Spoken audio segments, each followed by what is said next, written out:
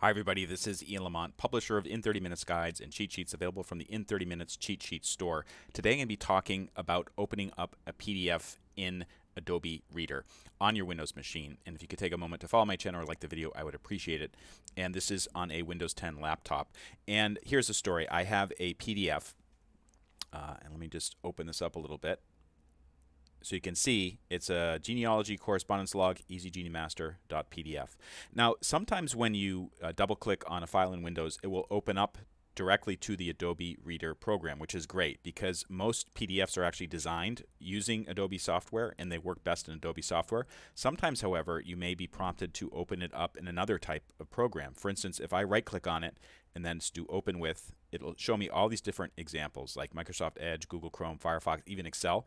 Don't want to do that. You want to open up in Adobe Acrobat Reader.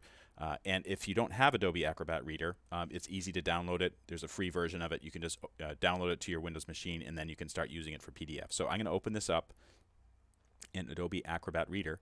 And here we have the PDF. And one reason that it's good to open it up in Adobe Acrobat Reader is if the PDF is a fillable PDF, as this one is.